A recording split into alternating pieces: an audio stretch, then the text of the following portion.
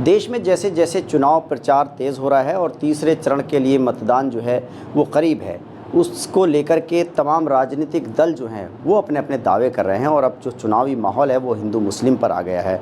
कुछ नेता बात कर रहे हैं कि अगर इंडिया गठबंधन के सरकार आती है तो मुस्लिमों को समेट करके पूरा आरक्षण दे दिया जाएगा, संपत्ति दे दी जाएगी। वहीं जो इंडिया गठबंधन के नेता हैं उनका कहना है कि भारतीय जनता पार्टी की अगर सरकार दोबारा आती है तो संविधान ख़त्म कर दिया जाएगा। इस तरह की जो आरोप प्रत्यारोप चल रहे हैं और जो चुनावी माहौल है उसमें पूरा हिंदू मुस्लिम सा बन गया है। इसको लेकर के मुस्लिम स्कॉलर्स क्या मानते हैं, कौन सच्चा मुसलमानों का रहनुमा है और क्या सोच रहे हैं मुस्लिम स्कॉलर, उस पर बात करने के लिए हमारे साथ मौलाना काब रशीदी साहब हैं। सर ये बताइए, जो चुनावी माहौल है आप देख ही रहे हैं, पूरा हिंदू मुस्लिम ध्रुवीकरण का माहौल बन गया है, आपको ये माहौल कैसा लग रहा है चुनावी और इसको लेकर के क्या मानते हैं? देखिए, तीसरे फेस के बाद नहीं, पहले फेस के बाद ही हिंदू मुस्लिम हो गया था, मंगलसूत्र आ गया था, ज़्यादा बच्चे पैदा करने वाले जैसे शब्द आ गए थे, जो बिल्कुल तथ्यहीन बात है। भारत जैसा स्वस्थ लोकतांत्रिक देश में जो चुनाव होता है वो उत्सव होता है। अगर उसको धर्म के आधार पर लड़ा जाए तो इससे बड़ी विडंबना क्या होती है। सबसे ज़्यादा मुसलमान लक्षद्वीप में हैं। आप लक्षद्वीप में जनसंख्या वृद्धि किस स्तर पर है, आप उसकी प्रतिस्पर्धा में उन राज्यों को देख लीजिए जहां मुसलमान माइनॉरिटी में है। तो आप कौन से आंकड़े से कह सकते हैं कि मुसलमान ज़्यादा बच्चे पैदा कर रहे हैं। और जहां तक ये बात है कि किसकी संपत्ति लेकर के मुसलमानों को दे देंगे, तो ये भी हास्यास्पद है। मुसलमान कोई संपत्ति की डिमांड नहीं कर रहा है। जो इस वक्त संपत्ति है, अगर उसकी रक्षा हो जाए न्याय अनुसार, तो यही मुसलमानों के लिए सबसे बड़ा कार्य हो। ये बताइए, असदुद्दीन ओवैसी मुस्लिमों का रहनुमा होने का दावा करते हैं, एक तरफ अखिलेश राहुल दावा करते हैं कि हम मुसलमानों के हमदर्द हैं, दूसरी तरफ भारतीय जनता पार्टी के हमले हैं। आपको क्या लगता है कौन मुसलमानों का सच्चा रहनुमा है?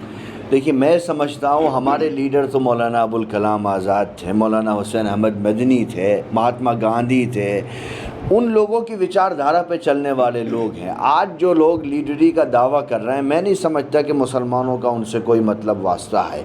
देश का मुसलमान आइसोलेशन में है। आप इस चुनावी आपाधापी में देखेंगे तो जिस तरीके से शरिया लॉ की बात हो रही है, अभी आपने कहा वोट जिहाद की बात हो रही है, ये लोग, मुसलमान नहीं ये बात कर रहा है। मुसलमान ये नहीं कह रहा है कि भारत में आप शरिया लॉ लाइए। मुसलमान कह रहा है भाई संविधान की जड़ों को मजबूत कर दीजिए। आप जिस संविधान को मिटाने की बात कर रहे हैं, संविधान मिटेगा, मेरा कोई नुकसान नहीं होगा। मैं तो 70 साल से रोड पर हूँ, मेरा आदमी पंचर जोड़ रहा है, साइकिल चला रहा है। संविधान ख़त्म करोगे, मुझे आरक्षण थोड़ी मिल रहा है साहब, मुझे सरकारी नौकरियां थोड़ी मिल रही हैं। संविधान ख़त्म होगा तो जो 70% जिस तबके को बाबा साहब अम्बेडकर साहब ने ज़मीन से उठा करके मुख्य धारा में जोड़ा था, सबसे ज़्यादा नुकसान तो उसका होगा।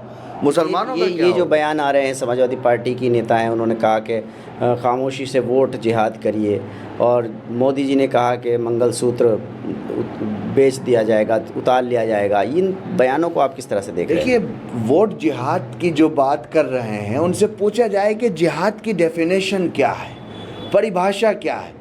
उनको जिहाद की डेफिनेशन और परिभाषा पता नहीं है। वो लैंड जिहाद, वोट जिहाद, लव जिहाद की बात कर रहे हैं। इसमें मैं क्या कह सकता हूँ, उनका रिलीजन भी शायद इस्लाम नहीं है जो इस तरह की बात कर रहे हैं। और जहाँ तक मंगलसूत्र की बात है, तो साहब हम ये कह रहे हैं कि आप किसी का मंगलसूत्र हमें मत दीजिए, आप अपने मंगलसूत्र की रक्षा कर लीजिए। जिनके साथ में आपका मंगलसूत्र जुड़ा हुआ था वो कितने सालों से कहाँ हैं, आप कहाँ हैं। मुसलमान को किसी के मंगलसूत्र की ज़रूरत नहीं है।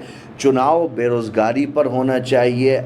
हम 80 करोड़ लोगों को राशन दे रहे हैं, उस पर होना चाहिए।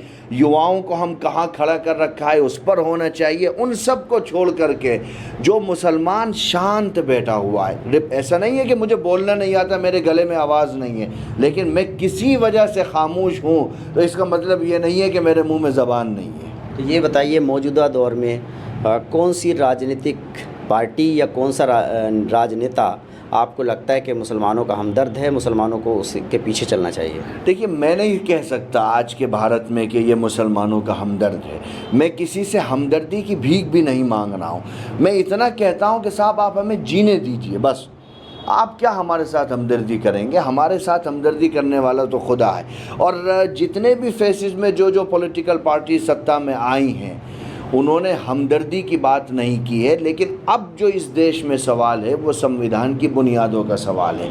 ये परसेप्शन होता है कि संविधान ख़त्म होगा तो नुकसान मेरा होगा। मैं तो नुकसान उठा ही रहा हूँ। संविधान ख़त्म होगा तो जिस तबके के लिए डॉक्टर अंबेडकर ने लड़ाई लड़ी थी वो तबका दूरबीन से भी नज़र नहीं आपको नहीं लग रहा है कि इन नेताओं में कोई हमदर्द है मुसलमानों का? देखिए, मौलाना काब रशीदी साहब मुस्लिम स्कॉलर हैं और जमात उलमा हिंद के उत्तर प्रदेश के लीगल एडवाइज़र भी हैं। इनका कहना है कि जो तमाम नेता हैं उनमें से कोई भी नेता जो है वो सच्चाई में हमदर्द नहीं है मुसलमानों का, बल्कि वो अपने राजनीतिक हितों के लिए इस तरह के बयान देते हैं।